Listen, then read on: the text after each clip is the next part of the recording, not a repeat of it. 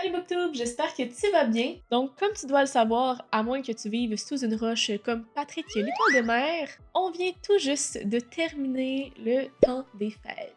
Qui dit temps des fêtes dit temps en famille, moment de repos, bonne bouffe et bien sûr dit cadeau. Cette année, j'ai reçu pour plus de 500$ de livres et j'ai décidé aujourd'hui de faire le palmarès des lectures dont j'ai plus envie de lire prochainement. Oh, et en passant, on s'entend que c'est vraiment difficile à faire parce que je veux tous les lire, mais bon, qu'est-ce que je ferais pas pour vous? Est-ce que vous êtes prêts? C'est parti!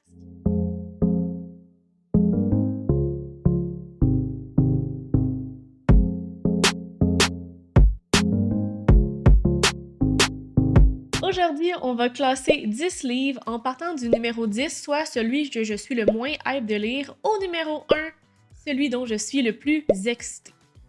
Et ça s'annonce difficile, on y va, c'est parti.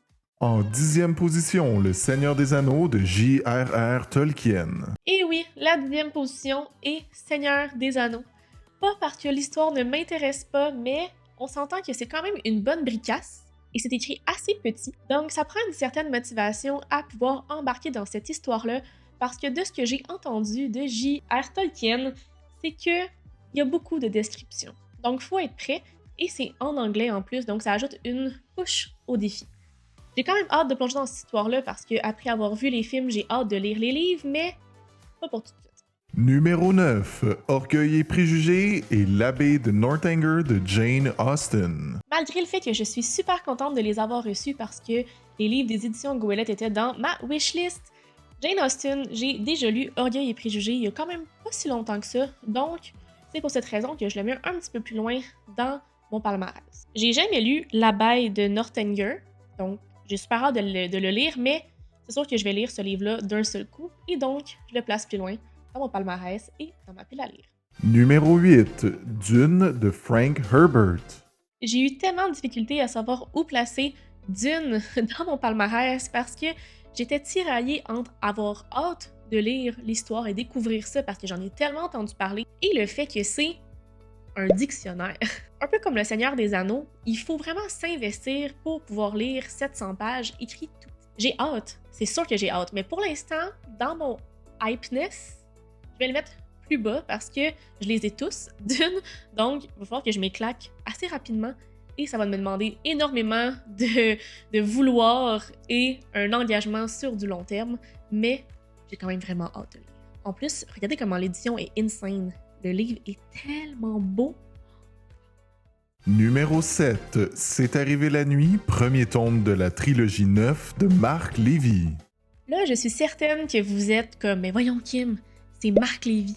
Pourquoi est-ce que tu le mets en 7e position de ton palmarès? En fait, c'est une histoire que mon copain a vu passer dans l'ascenseur sur une télé et ça parlait de hacking et tout ça, donc de son domaine, et il m'a dit « Hey Kim, est-ce que tu connais Marc Lévy? » Je suis comme « Ben oui, il est réputé pour des livres assez choquants, des drames qui soulèvent énormément d'émotions. » Et là, quand il m'a parlé de cette série-là, en fait, en ce moment, c'est une trilogie, et je ne sais pas s'il va y avoir plus de livres, ben, je me suis dit « Ah, c'est intéressant! » Mais moi, je suis habituée au Marc Lévy qui fait des drames. Fait que là, j'ai comme de la difficulté à ce que mon cerveau fasse le lien entre l'histoire qui est présentée, ce qui est, selon moi, différent de ce qu'il présente habituellement, et la réalité. Mais bon, je le mets quand même dans ma pile à lire, parce qu'à la base, c'est mon copain qui voulait le lire, et c'est sûr que je vais le lire aussi, parce que ça a l'air super bon, mais il est quand même, encore une fois, assez épais, et il y en a 3 tout aussi épais. Donc, je vais laisser une chance au coureur, j'ai vraiment hâte de découvrir ce style-là et cette plume-là d'une autre façon, et après ça, je vais pouvoir donner mon avis. À suivre. En 6e position, Notre-Dame de Paris de Victor Hugo. Pour cette 6e position, encore une fois, j'étais super contente de recevoir un autre livre des éditions Goélette, mais ce qui me fait peur de ce livre-là, c'est qu'il est énorme. Tu sais, là, habituellement, c'est la grosseur d'un livre pour 2 histoires, et là, c'est une seule. Et je me souviens pas trop de l'histoire, fait que j'ai quand même hâte de la redécouvrir. Pour moi, c'est un classique. Mais, moi, là, des livres là, de plus de 500 pages, ça me crée déjà un blocage, puis ça, c'est moi versus moi. Donc, il est quand même en bonne position, en 6e, mais on va me laisser encore un peu de temps à m'habituer au bricasse. Je pense que c'est un bon compromis. Numéro 5, 20 000 lieues sous les mers et Le Tour du monde en 80 jours de Jules Verne. Oui, en 5e position, Jules Verne. Pourquoi? Encore une fois, c'est quand même un très gros livre. Ça changera pas parce qu'ils sont tous très gros et très beaux, les livres des éditions Goélette format classique. Mais c'est que shame on me, je n'ai jamais lu de Jules Verne. J'en ai tellement entendu parler, et surtout ces deux histoires-là, donc 20 milieux sous les mers et Le Tour du monde en 80 jours. J'ai quand même hâte de me plonger là-dedans parce que je pense que c'est un classique qui mérite d'être lu, mais c'est un classique. Mais, comme je disais, les livres présentés comme ça me donnent encore plus envie de les lire, et que c'est sûr que je vais le lire très bientôt, donc il est quand même dans une position respectable dans mon palmarès. En 4e position, Les Hauts de Hurlevent d'Emily Brontë. T'inquiète Kim, je le prends pas personnel qu'il soit pas dans ton top 3, même si c'est moi qui te l'ai offert. 4e position, Les Hauts de Hurlevent de Emily Brontë. Brontë? Je ne sais pas si vous connaissez, c'est mon copain qui m'a acheté ça à Noël parce qu'il a vu cette recommandation-là sur Twitter d'une streamer qui parlait de recommandations de livres. Et quand il est allé voir sur Goodreads, il s'est aperçu qu'il y avait énormément d'avis positifs et il y avait quand même une très bonne note. Donc il s'est dit, écoute, c'est un classique qui mélange fiction et romance, ça devrait plaire à Kim. Fait que je suis quand même hype de lire ça parce que j'ai hâte de découvrir cette histoire-là. Et vu qu'il y a tellement d'avis sur Goodreads que j'ai pas le choix. Fait que, 4e position. On se rapproche du top 3, hein?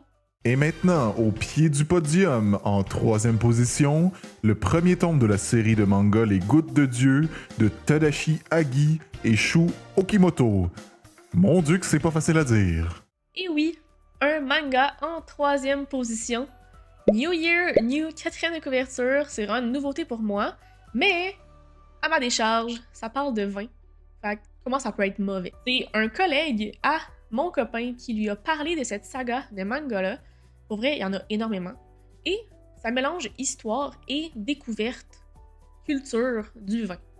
Fait que j'ai comme l'impression que je vais en apprendre quand même pas mal durant ma lecture, et c'est ce qui m'intéresse. Je suis zéro habituée à lire des mangas, mais ça se lit tout seul, donc je suis pas mal hype, et j'ai vraiment hâte d'en apprendre plus sur le vin. En 2e position, Ugly Love de Colleen Hoover. Ben oui, un autre livre de Colleen Hoover. On l'avait pas vu venir, celle-là. Et oui, j'ai reçu un Colleen Hoover pour Noël, et c'est sûr, j'ai pas le choix de le mettre dans mon top 3 parce que mes dernières lectures, soit Verity et It Ends With Us, j'ai énormément adoré mes lectures, ça promet. Et à ce que j'ai compris par la personne qui me l'a offert, MP, ça annonce wink wink. En tout cas, c'est ce que la personne où elle a acheté le livre a dit. En fait, il se trouvait dans la section wink wink. Qui n'aime pas un peu de spicy, hein? Ça promet. Et finalement, en première position, de façon absolument inattendue, Anne et la maison au pignon vert de L.M. Montgomery. Et oui, le dernier et non le moindre, Anne et la maison au pignon vert. En fait, j'ai la version anglaise parce que j'ai acheté la version complète, donc les coffrets. Et ils sont en anglais, donc j'ai super hâte. Pourquoi il est top 1? Parce que j'ai tellement entendu parler de cette histoire-là et ça fait longtemps que je la repousse sur ma pile à lire.